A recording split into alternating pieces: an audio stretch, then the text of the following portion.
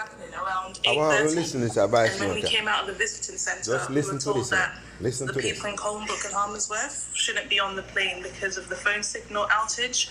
So that's what we were told. And then during the night, we're hearing that they're trying to appeal it, that the decision, so everyone should go. But I heard that the appeal was unsuccessful.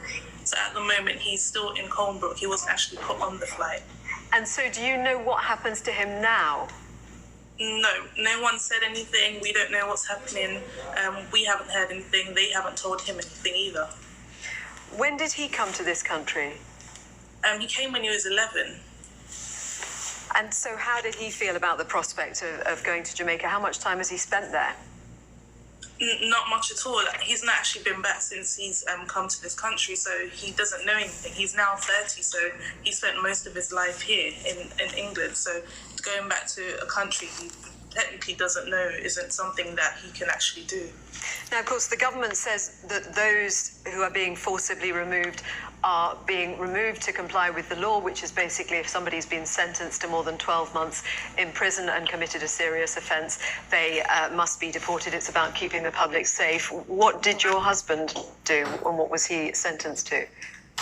So he was sentenced to 14 months, but he only served 2 months, and it was on the joint enterprise rule. So basically, 2 mobile phones were stolen off someone, but he wasn't actually the one that stole it. He was just there when it happened. And so just explain joint enterprise.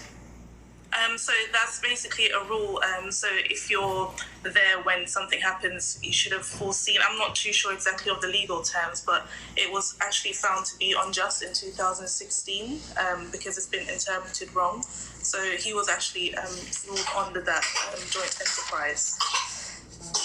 Let's go to Jacqueline, because you're the immigration lawyer. With how many clients were supposed to be on the flight of yours? We really don't know. I mean, that's one of the problems. We've heard figures of 50, then it came down to 30. This morning we're hearing between 15 and 17 went. We really don't know. But in terms of people you represent... So I had no clients on the flight, right, okay. But I have been speaking to a number of the people who were detained, and I've just agreed to take on one of the cases of somebody who managed to avoid going.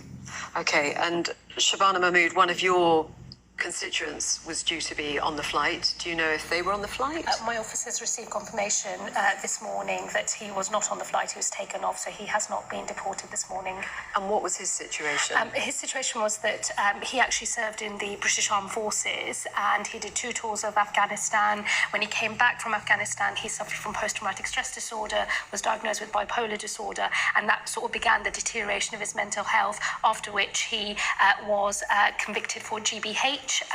His mental health has continued to deteriorate, and his argument has always been, you know, he's served this country, he hasn't had help for the PTSD that he picked up as a serving soldier for our country. So it really goes to the heart of our notions of what it is to be a citizen, what it is to serve, what we should be doing for people who have served in our armed forces, who haven't had the help they need with their mental health, which of course then is not a shock that things descend into the sorts of situation that my constituent has faced.